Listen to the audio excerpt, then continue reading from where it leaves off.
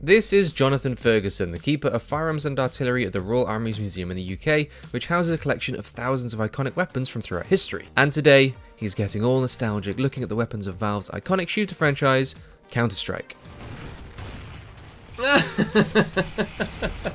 Wow, the ultimate tribute, getting sprayed on the wall in a Counter-Strike game. If there are any other games, guns and mechanics that you guys want to see Jonathan break down, let us know in the comment section below. Make sure to subscribe for more videos just like this, and if you'd like to help out the Royal Armouries Museum and continue to support Jonathan's work, check out the links in the description of this video. Right, over to Jonathan.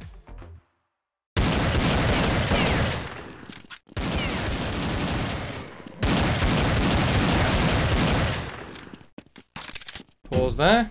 Ah, the Deagle. Nature's beautiful Deagle. Correct me if I'm wrong, comment section, but I'm pretty sure that's where the contraction Deagle originated. I have got one here. So this is, of course, absolutely iconic by the time Counter-Strike was conceived of as the ultimate action movie handgun. Counter-Strike did quite a good job for the time, the original graphics, at representing that. All the angles on it are a little bit rounded off. I don't know if they were showing off how many polygons they had, but the Desert Eagle, the real one, is famously extremely angular, and for me, the model in the game is quite rounded. There's also a symptom of something that I think we'll see certainly throughout all the original Counter-Strike guns, which is that as soon as you hit reload, the slide magically locks itself open. Of course, there's no reason why that would happen, and that's just a shortcut in the reload animation, where it's cutting straight to the slide lock reload, as we would call it. You know, I remember I played a lot of Counter-Strike beta back in the day. Probably one of the few games where I did use the Desert Eagle by choice.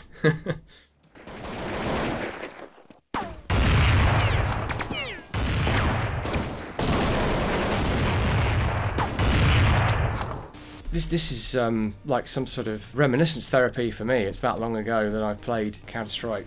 So the Arctic Warfare, the Accuracy International, bolt-action sniper rifle. I think this is meant to be the Magnum, so 300 Win Mag or 338. The glaring thing here, which we'll see with a lot of other models, I'm sure, is the left-handed arrangement. Now, a very helpful viewer contacted me after a previous video that we did on Bad Company 2, where I commented on the left-hand ejection of the guns in that game and how that used to annoy me. I had completely forgotten that in, well, all versions of Counter-Strike, the guns are, if you have them right-handed, they're mirrored. And I wasn't even aware that this was the issue. I just thought, oh, for some reason they've modelled everything on the left-hand side. It must be so you can see the cartridge cases flying. And well, I'm not so sure about that theory now, because it turns out the developer, the original developer of Counter-Strike, was left-handed and modelled everything in the game to be shown left-handed, and therefore with the ejection port and the bolt handle and all of that on the right-hand side where it should be. But because most players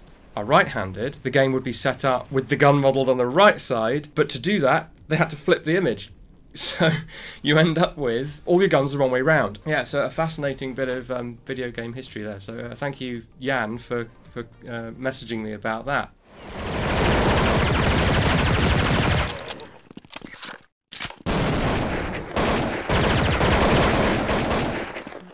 So, we've got the Steyr Mannlicher TMP. I'm not sure the suppressor's modelled very well. It's a bit small and seems sort of stuck on the end. The real TMP has this very large barrel jacket, which is then threaded on the outside for a suppressor. It's not a bad model for the era, I suppose. It's a little bit blocky, of course. The rate of fire seems about right. The really weird thing, of course, is the report. This thing sounds like some sort of ray gun. It is almost literally going pew pew pew. I've not been paying attention, but I think our capacities are a little bit off. I know from having played a lot of the early game and some of the history I've read that this was a classic for game balancing. So if you see like an 18 round capacity where it should be 20 or even less, it's because they started out with a full mag and they've just removed rounds to make it have the reload animation kick in sooner and balance what would otherwise be an overpowered gun. Headshot. So I'm not sure I remember, or didn't remember this being in the game until I saw the gameplay clip, and it all, or some of it at least, flooded back to me. And so I've looked at this many times over the years in our collection and not made the connection that this was a Counter-Strike gun, so that's quite nice. It's a 22-inch barrel, so relatively short for a long-range rifle, and that's because this was a a concept. It's a bit debatable today as to whether this still has a niche, but these are still made as far as I know, and there are one or two others out there. An unusual looking rifle, which is probably why it was selected for the game. We're looking at a 10 round capacity in the game. Well, this mag's 5 rounds, but there is a 10 round extended mag available, and I think the game model does depict that with all of about 3 polygons. Something that the game cannot depict is the funky built-in bipod. So the front bit of the handguard pivots down to give you a quick deploy bipod that doesn't get in the way, doesn't add any extra weight. A really neat idea. And of course, like so many CounterStrike guns, it is in fact mirrored the wrong way round. I'll try not to harp on that too much because we know the reasons why now.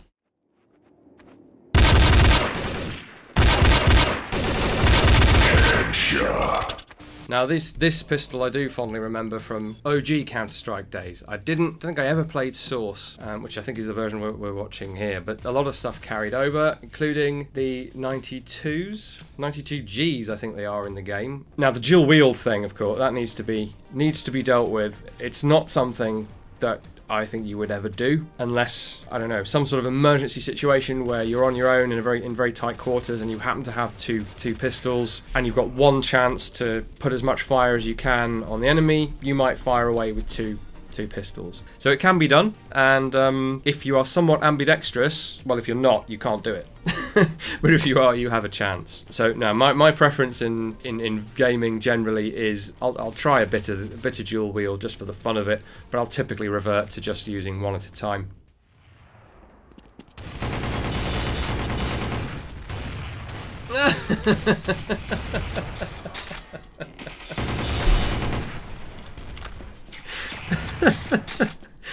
Oh dear, pause there. Wow, the ultimate tribute, getting sprayed on the wall in a Counter-Strike game.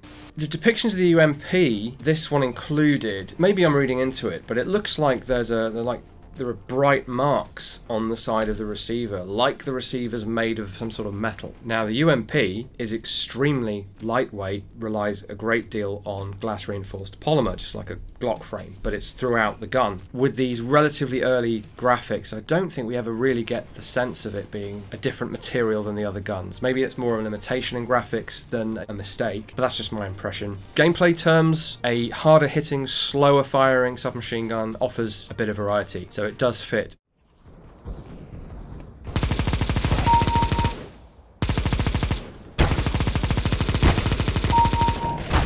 Right, we're well past my era of Counter-Strike now, although I did download and try Counter-Strike Go. I was surprised to see the Negev make an appearance, because if you get a light machine gun of that nature, 5.56 light machine gun in a game, it's usually the Minimi. It seems it's a bit too portable, but then that's fair to say of all machine guns in first-person shooters, is that they seem to be a bit too much like assault rifles. I think we've covered that before on the series. Having said that, though, it is relatively light for a 5.56 machine gun. But what we see is the player's having to switch to his knife constantly so that he's not encumbered by the machine gun. And I don't need to tell anyone at home that's not how life works. So you'd have to, of course, throw the machine gun away or hand it to an assistant or something, I don't know, and then run around with your knife and then get hold of another gun somewhere. You're gaming the system, of course, by doing that, because it's almost like in a first-person shooter, if the weapon's not equipped, it's not on you. If you take a step back from your gaming head and just watch people running around, it does strike you as a bit odd that, oh, suddenly he's running faster, but he's still carrying the same weight.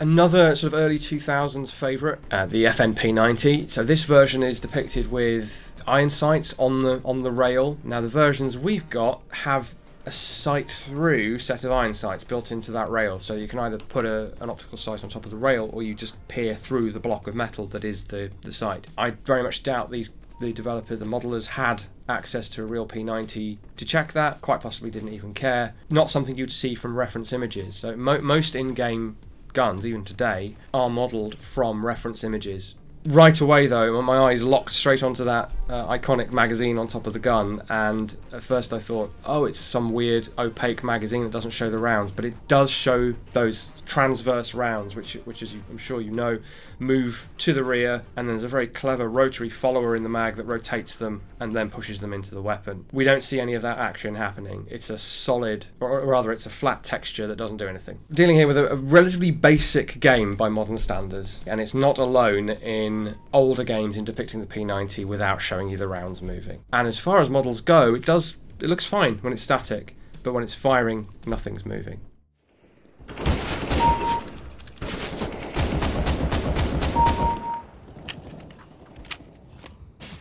Things have moved on by this point, so we're still in CounterStrike Global Offensive. The weapons are modelled much more accurately, with a lot more detail. We're no longer ejecting to the wrong side of the weapon, and we've got some updated stuff from later in the 2000s. And one of those bits of kit is the FN Scar. And the Mark 20 is kind of, as I say, on the top end of a DMR, bottom end of a sniper rifle. And it looks cool. It embraces that desert tan aesthetic that modern firearms have adopted, partly in recognition, or in large part, in recognition of the fact that black is actually not a great colour for a firearm. It tends to stick out quite a lot against camouflage clothing, against the environment. Solid black is not what you want, which is why from at least the Second World War onwards people were camming up their weapons. So it tells us a little bit about the era that this version of the game was produced in, and it's not a bad depiction for, you know, this is not milsim, this is a, you know, competitive first person shooter.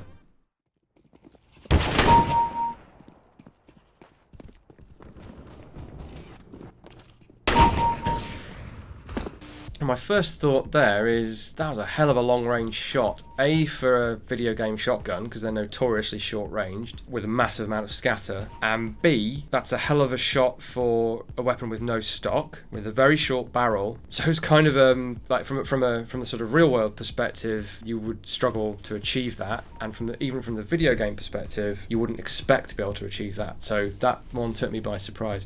It's the Mag 7, which is just a really wacky pistol shotgun, effectively, from South Africa. Now the thing about these sort of South African funnies, as you might call them, is, and it's absolute ingenious design that's gone into a lot of them, but a lot of them are of questionable utility outside of, I suspect, what most of them are designed for, which is defense of property. So lots of firepower at close range. You hopefully won't need it, but if you do, there's a lot of firepower on hand. So they don't really lend themselves to military or even police adoption, and this one certainly didn't.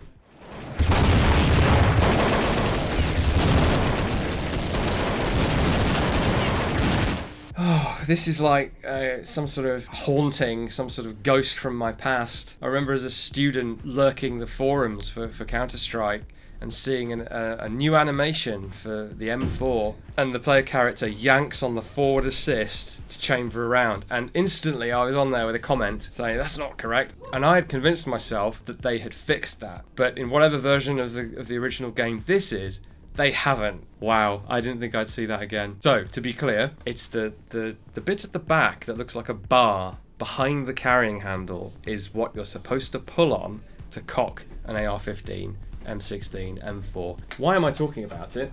Well, I can show you. So, the way the gun's supposed to work, now bearing in mind everything's on the wrong side because we're back to left-handed but flipped, and you're supposed to pull on this to cock the weapon. What you're not supposed to do is pull on this, because it doesn't do anything. What this is a forward assist, which assists the bolt forward. That's why it's called that.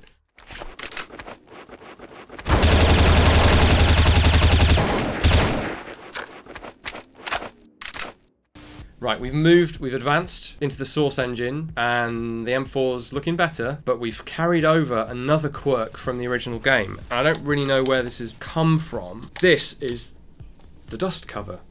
It covers the gun from dust, or the bolt. And whenever you cock the rifle, it springs open. What CounterStrike does, for no reason at all, is flap this thing open and shut. Now, it's possible that they have seen a machine gun. I can't think of a type that does this, but they do exist, where there is a dust cover that sort of opens and shuts, but it's more just loose and is flapping in the breeze kind of thing. This is sprung. It's held flat against the side, doesn't appreciably move when you shoot the weapon, so that's a weird one. It's not a bad depiction of an M4, apart from those annoying technical details.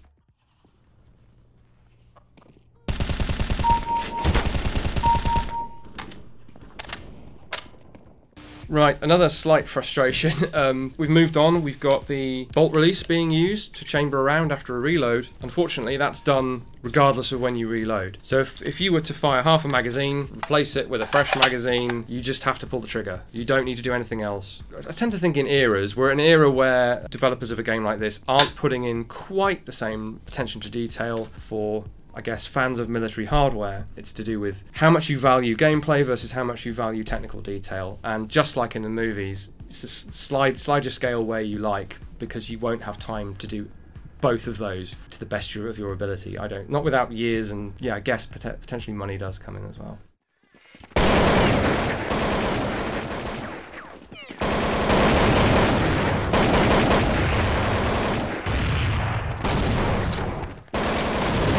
That's a really interesting bit of evolution there. First, the original CounterStrike model, very low poly, no real moving parts. Here's one I prepared earlier. So we're talking, of course, about the Kalashnikov assault rifle.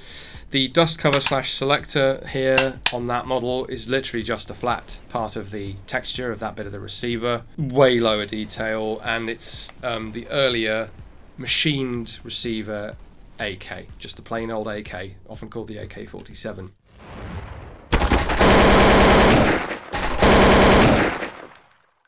In contrast to that super simple early model, the Source version, although it's still on the wrong side, we now have that moving safety selector.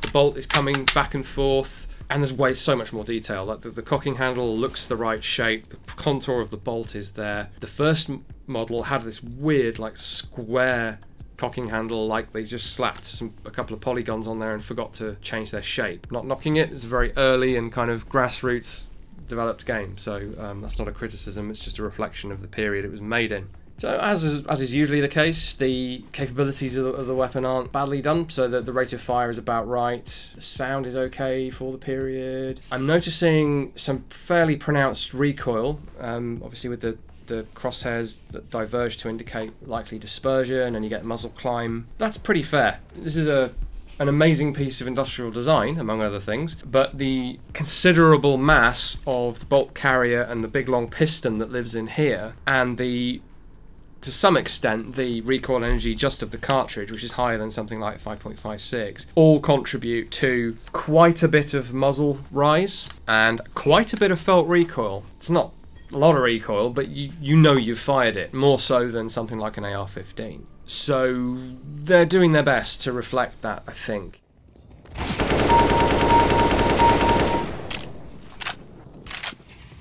Finally, we've got the last of the three eras of Counter-Strike, if you like. So what, 2012? We've moved on to the AKM, specifically the AKM-N, because it has the side rail for, and I think it's a coincidence, but the N stands for night, as in night sights. So that's a legitimate variant. So if anyone's looking at that and thinking, what's that gubbins on the left-hand side, that's legit. And of course the graphics have come on massively since the previous games. Way more detail, way more fidelity as to the real world gun. It sort of handles and moves around on the screen more convincingly. It's kind of a bit intangible, but it just looks, you know, they've tried to keep pace with developments in modern shooters, and done a good job for even that is quite a few years ago now. Please do come and visit us if you're in the UK, or in the future if you're able to visit the UK, at our Leeds Museum, the Royal Armouries Museum. We've got Fort Nelson down on the south coast, and the Tower of London as well. We've got links in the description as ever if you'd like to kindly donate, but otherwise we'll see you again next time.